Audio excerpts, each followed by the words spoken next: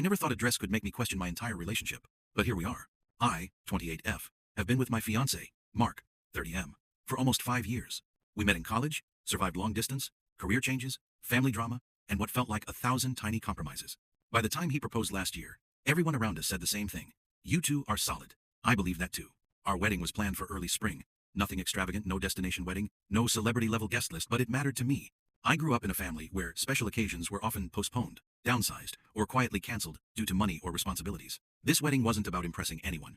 It was about finally having something that felt mine. From the beginning, I was very clear about one thing. The dress mattered to me.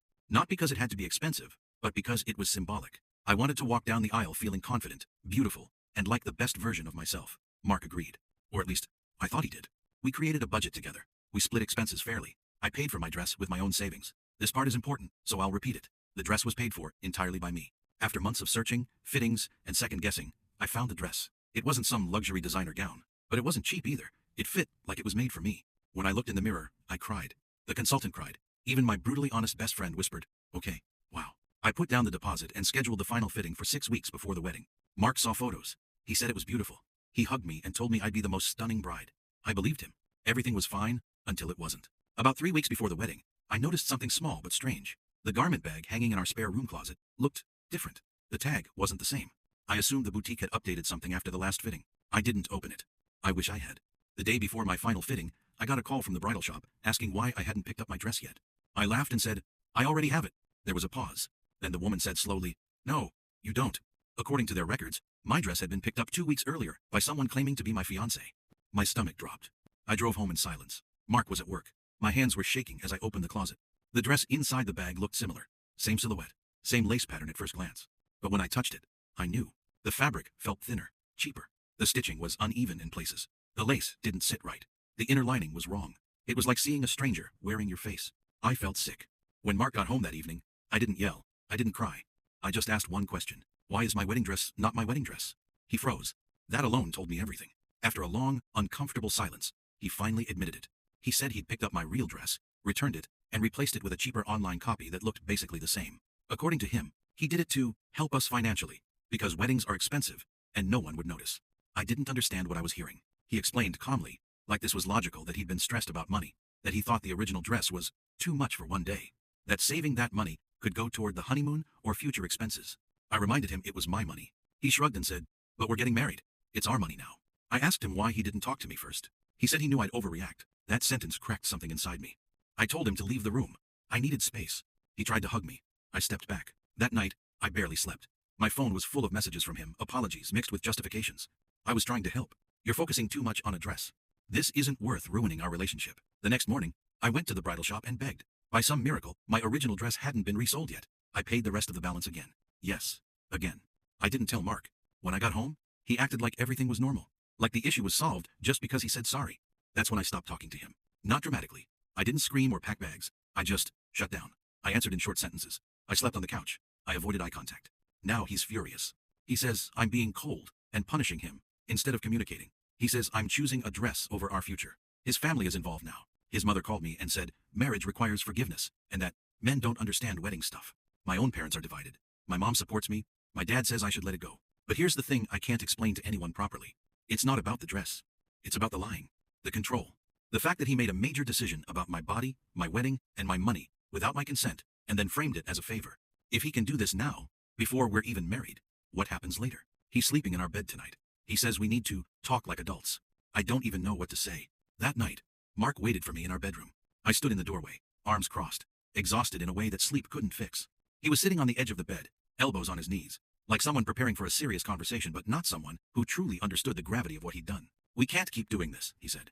"Ignoring me isn't solving anything." I didn't respond. He sighed, rubbing his face. "Look, I said I was sorry. I fixed the problem." "No," I said quietly. "You fixed your discomfort. You didn't fix what you broke." That made him defensive immediately. "I returned the dress, didn't I?" "You returned my choice without asking." I shot back. "You decided what mattered and what didn't. You decided I didn't get a say." He stood up. "You're blowing this way out of proportion." There it was. The sentence that sealed it. I asked him a question I'd been rehearsing all day. If I had secretly returned something important to you, your laptop, your car, your watch, because I thought it was too expensive, would that be okay? He hesitated. "That's different." "How?" "It's just a dress." I laughed, but there was no humor in it. "And there it is. You don't get to decide what's just something when it isn't yours. He accused me of being materialistic, of caring more about appearances than partnership, of holding the wedding hostage. That's when I told him something he didn't expect. I went back to the bridal shop today, I said. I got my real dress back. His eyes widened. You did what? I paid for it again. You what? That's insane. I stared at him. Funny. That's exactly how I felt when you made a $2,000 decision without asking me. He was furious, not ashamed, not reflective. Furious. You didn't even tell me, he said. You didn't tell me either. That shut him up. The next day, the situation exploded. Mark told his parents his version of the story. According to them, I was being emotionally manipulative, withholding affection, and obsessed with a dress. His mother called me again, this time, not gentle at all. Marriage is about compromise, she said sharply. If you're acting like this now, I worry about your priorities. I replied calmly, compromise requires consent. She didn't like that. My bridesmaids were furious on my behalf. One of them asked a question that stuck with me. If he's comfortable overriding you now, what will he override later? I tried to ignore that thought. 3 days before the wedding, Mark sat me down again. I need to know if you're actually committed to marrying me, he said. I looked at him and realized something chilling. He wasn't worried about hurting me. He was worried about losing control of the narrative. I was committed, I said. Before you lied to me. I didn't lie. I just didn't tell you. I stared at him. That's lying. He accused me of trying to sabotage our future. He said every couple has issues before a wedding. He said I was creating a crisis where there didn't need to be one. But the truth finally surfaced when he said this. I was trying to teach you not to waste money. Teach me. Like I was a child. That night, I packed a small bag and went to my best friend's place. The wedding was still technically on. The morning of the wedding arrived heavy and unreal. I put on my real dress, the one I chose, and for a moment, I felt like myself again. But peace didn't last. Mark texted me nonstop. Apologies. Guilt. Anger. Confusion. Promises. Then, an hour before the ceremony, his sister showed up, where I was getting ready. She looked uncomfortable. I don't think you should marry him today, she said quietly. That stunned me. She explained that Mark had done something similar before, returned a gift she'd bought for herself because he thought it was frivolous. She'd brushed it off at the time. He doesn't see it as control, she said. He sees it as being right. Something in me finally settled. I realized this wasn't a one-time mistake. It was a pattern I'd almost ignored. I walked into the venue anyway. Guests were seated, music played softly, everyone smiled. Mark stood at the altar, confident, relieved to see me. But when the officiant asked if we were ready to begin, I shook my head. I'm sorry, I said clearly. I can't do this today. The room froze. Mark whispered my name, panicked. I took a breath and spoke not angrily, not dramatically, just honestly. I love you. But love isn't enough when trust is broken and boundaries don't exist. I won't start a marriage where my choices can be taken away without my consent.